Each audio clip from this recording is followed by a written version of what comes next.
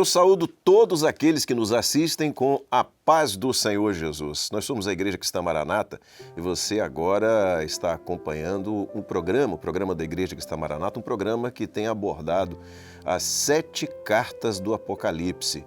Aliás, nós já estamos há semanas com esse projeto e se porventura você perdeu alguma edição desse programa, você pode entrar no canal da Igreja Cristã Maranata no YouTube e ali você vai encontrar todas as edições anteriores, vai ter oportunidade de assistir, de acompanhar os pastores numa viagem à Turquia e à Grécia, as igrejas cujas as cartas foram escritas ali no Apocalipse pelo apóstolo João. É uma bênção ter você aí, uma bênção saber que você está aí participando conosco de mais uma edição deste programa. E aqui você vê os pastores que estamos presentes a esta edição, presentes aqui ao estúdio, nesta edição do programa sobre as 7 cartas do Apocalipse. Eu vou começar cumprimentando o pastor Gedeu Tigueiros, que é presidente da Igreja Cristã Maranata, está conosco aqui. Paz do Senhor. Paz do Senhor a todos, nossos presentes da televisão aqui. Estamos com todo o interesse em transmitir aos nossos irmãos aquilo que Deus tem colocado à nossa disposição. Um abraço, estamos juntos agora. Amém. Pastor Gilson Souza, paz do Senhor. A paz do Senhor, pastor Josias, a paz do Senhor, pastor Gedeuti, pastor Edson, e a paz do Senhor aqueles que acompanham conosco a nossa programação hoje, nossos amigos, irmãos e ouvintes. Amém. Pastor Edson Ian, a paz do Senhor Jesus. Paz do Senhor Josias, a paz do Senhor a todos, a paz do Senhor a todos em casa. Muito bem. Se você já assistiu às edições anteriores, você está acompanhando uma aplicação maravilhosa sobre o livro de Apocalipse, né? Há pessoas que têm certo receio de ler o livro de Apocalipse e de uma maneira maravilhosa, onde nós alcançamos aquilo que é a revelação, a palavra viva, nós temos vivido essa experiência no livro de Apocalipse. E na semana passada ficou uma pergunta no ar e nós vamos fazer essa pergunta aqui, o pastor Gedeuti, eu peço que comece a fazer a abordagem respondendo essa pergunta. Muito bem, o escritor do livro de Apocalipse foi o apóstolo João. A pergunta é a seguinte: qualquer escritor daqueles que estavam relacionados na palavra de Deus, sobretudo no Novo Testamento, poderia ter escrito o livro de Apocalipse? Bem, evidentemente que a Escritura, a Bíblia Sagrada, foi escrita por homens inspirados pelo Espírito Santo. O que destaca, na verdade, é que é como o ministério. Os ministérios não são os mesmos, não são iguais. Então você tem os 5 ministérios que estão bem classificados no Novo Testamento. E ministério é uma determinação, uma designação profética. Então ela deve ter um alcance e cada um alcança aquilo para o qual ele foi chamado. Então, nós temos homens extraordinários. Temos, por exemplo, Pedro. Pedro podia ser, aí você pensa assim, bom, humanamente falando, eu acho que não. Pedro não era a pessoa indicada, mesmo porque a gente nota claramente que Pedro era meio assim, afoito e tudo isso. Ainda bem, ou se bem que ele sofreu uma mudança a partir do tempo quando o Senhor Jesus falou assim, olha aqui, quando você era jovem, você vestia-se a si mesmo. Você podia trocar de roupa, fazer o que você quisesse. E ir para onde quiser. E ir para onde você quiser. Mas depois que você ficar velho, outro te cingirá. E outro te dirá o que você vai fazer. E o Espírito Santo, aquilo que ele determinou para Pedro, aconteceu, né? O seu filho, nós vimos a sua dedicação, e aquilo tudo que ele parecia que era fora, mas no fundo, a gente nota que a figura de João, com relação aos outros, é diferente, porque Paulo só foi ver Jesus depois. Então, ele não acompanhou Jesus. João não. Então, Pedro e João era sempre a dupla, né? A quem isso se dirigia mais. Mas João era o apóstolo chamado do amor. Então, só João Por que ele era apóstolo do amor? Não é porque ele era amoroso, nem dava beijinho. É porque João era usado pelo Espírito de Jesus, que é o amor. O amor é o Espírito Santo. Amor não é esse amor que a religião, às vezes os religiosos, né, do beijinho aqui, entendeu? O eros, né? Não é esse o amor. O amor que a Bíblia, que no Novo Testamento, a quem Jesus se refere, é o amor do Espírito Santo. Então, aquele amor que você é movido a viver e que a culpa, quem é o responsável, é o Espírito Santo. Então, João foi o homem escolhido, porque o aspecto do ministério é profético. E João não começa, quer dizer, ele não começa escrevendo o livro de Apocalipse. Ele não dá início ao livro de Apocalipse. A história dele é com Jesus. Quando Jesus o chama, né, à beira do lago, o pastor depois pode até fazer uma colocação sobre o assunto, né? Depois ele vai aos poucos, né, até chegar o momento quando ele vai se despedir, né? Então são aspectos que nós conhecemos muito bem, mas aquilo que não vamos deixar de dizer, que é fundamental, não é na vida de João, é na vida da igreja, que é o espírito de profecia. Então, ele tinha o espírito de profecia. Ministério sem o espírito de profecia é nada. Porque é o espírito de profecia que conduz o ministério e designa a função ministerial. Não adianta eu sou doutrinador, querer ser evangelista. Posso ser até, mas eu sou doutrinador. Então Paulo diz assim, eu sou o menor.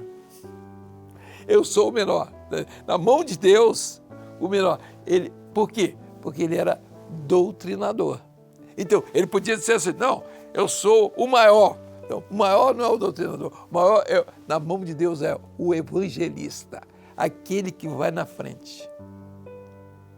Então, mas o doutrinador é fundamental, porque é a mão de Deus agindo. Então, não é uma colocação que pode depois ser melhor explicada, mas, de certa forma, o homem certo, e é por isso que nós estamos agora fazendo uma revisão para ver se de fato era João mesmo. Aliás, nem somos nós os julgadores, mas ele entra na história da igreja de modo extraordinário com o livro de Apocalipse. E aí ele é o homem que vê as coisas aqui, da eternidade, ele já tinha estado com Jesus. Vamos entrar nesse aspecto, porque a igreja, ela está no Evangelho de João. E ele profeticamente fala a respeito da igreja, em todos os sentidos, a respeito do filho, o que é ser filho, o que é ser o pai, a oração, como se... Então, é notável. Ele mostra a figura de Jesus como a água, né? Como o caminho, como a luz, então, como a vida. Então, João tinha todas as condições, né? E possivelmente, indubitavelmente, João entrou na história, né, da igreja ao escrever, além do livro de João, as epístolas universais. Aí você vai ver a intimidade que ele tinha com o Senhor Jesus. Eu vou deixar o resto para responder na outra ocasião. Vamos lá, olha só, o livro do Apocalipse, inclusive, ele já começa, o apóstolo João já começa falando da revelação, ou seja, alcançar aquilo que é o mistério, e descrevendo o Senhor Jesus revelado.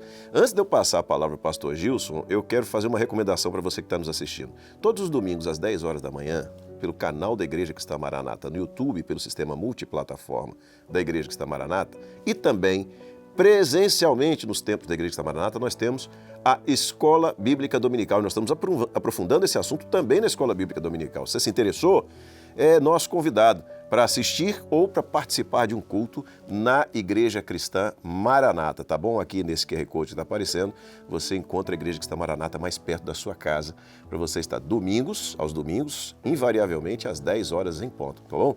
Pastor Gilson, qual a sequência? Eu diria que há alguns aspectos muito importantes que o pastor Gedeuti pontificou. Primeiro, lembrar que quando nós estamos falando da experiência de João com o Senhor Jesus, e inclusive uma experiência que caracterizou o apóstolo João como um homem que tinha o espírito de profecia, nós estamos colocando aqui a mesma figura da igreja. A igreja de Jesus, a igreja fiel de Jesus, ela precisa ter o espírito de profecia. O que é o espírito de profecia? Por exemplo, quando João começou a escrever o livro, ele não fez uma apresentação simplesmente de Jesus humana, como os outros evangelistas fizeram, tudo bem. Mas ele fez uma apresentação já dizendo assim: no princípio era o Verbo, e o Verbo era Deus, e o Verbo estava com Deus, e o Verbo era Deus. Então, ele mostrou ali o que era o espírito de profecia, já falando de Jesus como aquele que veio do alto, aquele que veio da eternidade, né? Já se referindo ao Senhor Jesus como o Verbo de Deus, a palavra de Deus, é o Logos, né? Mas não é o Logos filosófico, né? Aí, isso é importante, o pastor Gedeuti até dá uma palavra sobre isso. Não, é com você. Nem o verbo, porque isso complica. Né? Nem o verbo, nem o Logos, né? Que a palavra de Deus traz, não tem nada a ver com filosofia. Com filosofia, exatamente. A palavra é o argumento humano, dos sentidos humanos, né? O verbo não precisa disso. Ele age independente de qualquer coisa. Né? O que é notável também, num aspecto que o pastor Gedeuti comentou, é que toda a palavra de Deus foi escrita por homens que escreveram inspirados pelo Espírito Santo. Então, o apóstolo Paulo escreveu inspirado pelo Espírito Santo, o apóstolo Pedro, as cartas dele, e o livro de Atos dos Apóstolos, que foi escrito por Lucas, inspirado pelo Espírito Santo, está tudo bem. Mas é aquela questão do ministério, né? O ministério que o Senhor Jesus tinha para João tinha realmente uma característica diferente, né? Porque João, ele era aquele discípulo que, conforme é descrito ali na palavra do Senhor, inclusive no Evangelho de Mateus, né?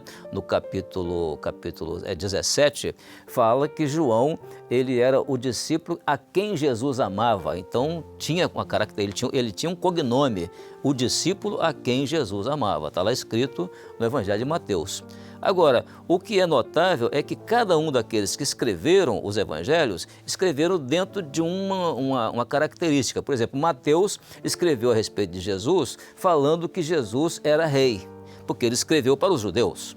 Já Marcos, quando ele escreve o seu evangelho, ele escreve para os romanos, porque ele vai dizer para os romanos que Jesus era um servo. Então ele escreve Jesus como servo. Lucas, ele escreve para os gregos. Por quê? Porque ele vai dizer para os gregos, ele dirige inclusive a carta dele para uma autoridade grega chamada Teófilo, né? Excelentíssimo Teófilo. Então, ele escrevendo para os gregos, ele vai dizer que Jesus era um homem, Jesus veio como homem ao mundo. E João não, João, quando ele vai escrever a respeito de Jesus, o propósito principal do livro de João, isso nós vamos ver várias vezes no Evangelho de João, a expressão assim: para que creiam que Jesus é o Filho de Deus. Então, toda essa expressão de João foi mostrar Jesus como o Filho de Deus. Então, realmente, era o ministério de João. Era exatamente um elemento assim que o Senhor ia usar na característica do ministério. E eu vou finalizar esse aspecto aqui dizendo o seguinte: João foi o único apóstolo, como discípulo do Senhor Jesus e apóstolo, que ele viu Jesus vivo, ou seja, Jesus em vida ali como homem. Ele viu Jesus na morte, lá na cruz. Ele viu Jesus ressurreto, né, na ressurreição, Jesus é ressurreto, e depois, no Apocalipse, ele viu Jesus glorificado na eternidade. Então, isso realmente mostra que havia realmente um ministério preparado para João, para ele ser o escritor do livro de Apocalipse. Bom, se faltou alguma coisa... Ainda falando sobre João, o discípulo amado, o discípulo do amor, a gente vê que o amor agape, né? Que o pastor Gedeuti estava falando, é o amor na vertical. Já com Pedro foi diferente. Quando Jesus fez aquele questionário para Pedro, Pedro, tu me amas, ele usou o termo filos. Tu anda 3 anos comigo e tu me amas, o amor fraternal. Aí lá no final, na terceira pergunta, que Pedro diz: Senhor, tu sabe todas as coisas. Tu sabe que o meu amor até aqui ainda é um amor fraternal. Já João, ele desde o começo, ele tinha essa experiência do amor agape. João 3,16, Deus amou ao mundo de tal maneira. Então ele expressa o amor de Deus, o amor agape, o amor na vertical, o amor do Senhor. Ele já fala do amor do Senhor e é registrado na palavra que era o discípulo amado, né? Então o Senhor preparou João, respondendo à pergunta se outros poderiam escrever. Poderiam, mas João ele foi preparado pelo Senhor. Até naquela pergunta lá, né, naquele questionamento, que se não me engano foi Pedro, né? E o Senhor diz, se eu quero que ele fique até quando eu venha, né? Que eles acharam que ele não morreria. E interessante que nós fomos lá na ilha de Patmos e a historiadora que nos acompanhou falou que uma denominação lá fez uma escultura lá de João de olho aberto que eles acham que João não morreu. Né, baseado nessa palavra, né? A igreja grego-ortodoxa.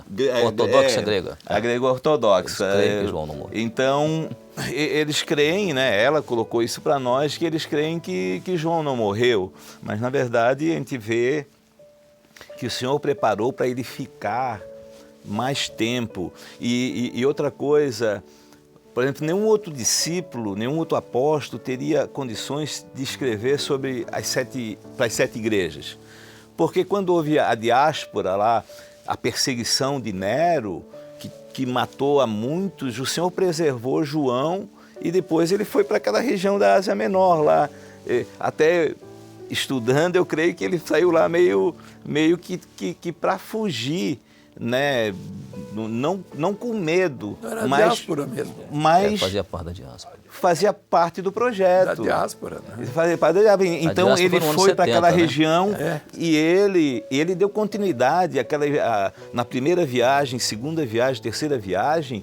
Paulo teve por todos aqueles lugares da Ásia Menor, mas foi João, após a morte dele, que deu a continuidade. Então ele conheceu Éfeso, ele conheceu a igreja de Esmirna, a igreja de Pérgamo, as igrejas físicas. E ele sabia que em Laodiceia tinha água morna, ele sabia, né, de toda a riqueza que tinha ali. Então, além do profético, além daquilo que é espiritual, João conhecia aquelas igrejas físicas, mas o Senhor usou ele para mandar as cartas para aquelas igrejas, já profetizando o tempo profético, cada etapa da igreja na terra. Então João, ele foi preparado pelo Senhor para ser o discípulo que tinha todas essas condições, né, de escrever o Apocalipse, falar do Jesus revelado. O interessante também, isso é muito bom, mas o interessante é que em vários momentos no ministério do Senhor Jesus que João acompanhou, nós vamos ver que João entrou em certas intimidades. Eu gostaria até que Gilson, vê algum texto aí, citasse para ser colocado até na tela, certos momentos de intimidade, quando Jesus foi transfigurado, né? Ele entrou... Qual é o Evangelho de Mateus, capítulo 17, vamos lá, vamos ver versículo 1 e versículo 2. Podemos examinar esses dois versículos, porque esses versículos dizem o seguinte, né? Versículo 1 de Mateus 17, né? E 6 dias depois, tomou Jesus consigo a Pedro, e a Tiago e a João, seu irmão, está o nome de João aqui, seu irmão de Jesus, né? E os conduziu em particular a um alto monte. Verso 2. E transfigurou-se diante deles, e o seu rosto resplandeceu como o sol, e os seus vestidos se tornaram brancos como a luz. Veja que essa expressão, essa experiência de João com Jesus ali na transfiguração, tudo bem que Pedro também estava ali, Tiago estava ali, mas João não podia faltar nessa experiência, porque o que descreve ali que João viu era exatamente aquilo que ele vai ver lá no Apocalipse, no capítulo 1. Aí se nós pegarmos, por exemplo, o capítulo 1, no verso 13, nós vamos ver a expressão assim. E no meio dos 7 castiçais eu vi um semelhante ao Filho do Homem, vestido até os pés de um vestido comprido e cingido pelos peitos com um cinto de ouro. E no versículo 16, ele ainda diz assim, e ele tinha na sua destra 7 estrelas, e da sua boca saía uma aguda espada de 2 fios, e o seu rosto era como o sol, quando na sua força resplandece. Então, o que ele vê lá no Apocalipse, ele já tinha visto lá na transfiguração. Maravilha. Então, ele tinha realmente o espírito de profecia, né? João tinha o espírito de profecia. Uma intimidade, não é? Era uma intimidade. E outros textos nós vamos encontrar, não é?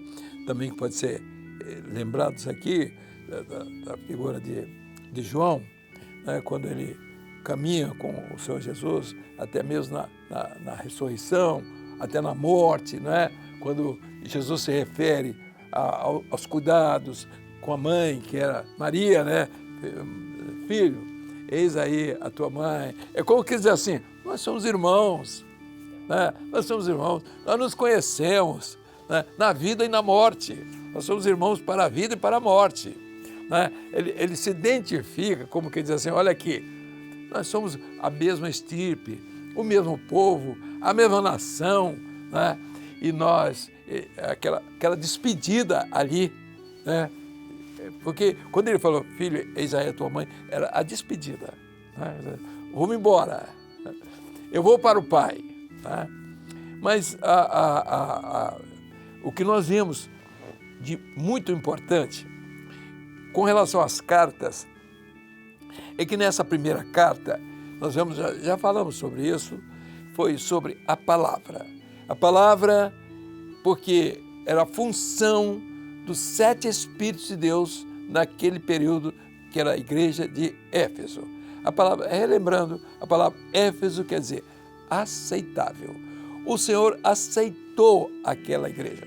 Mostrou algumas dificuldades naturais do homem, mostrou como o Evangelho prosseguiria no decorrer da história, nos seus 2000 anos, que é o que nós estamos vivendo, como se comportaria o projeto dele, as lutas que iriam ser travadas, mas ele aponta diretamente, a maior luta foi com relação à palavra, à doutrina. Por quê? Porque o que existia na época era o judaísmo. Então o judaísmo falava-se de um Messias que viria, que não veio, aquelas coisas todas, de uma lei que ninguém conseguiu, né, atingir seus objetivos e tal. Eles tinham saído do judaísmo, eles conheciam o Velho Testamento.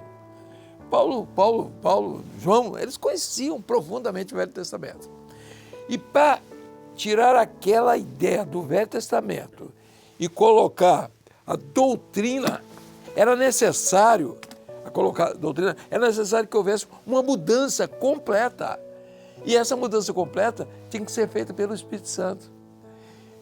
Quando a igreja pensou que era ela quem devia fazer a mudança nas pessoas, vamos dizer, ela devia trazer que as pessoas fossem convencidas.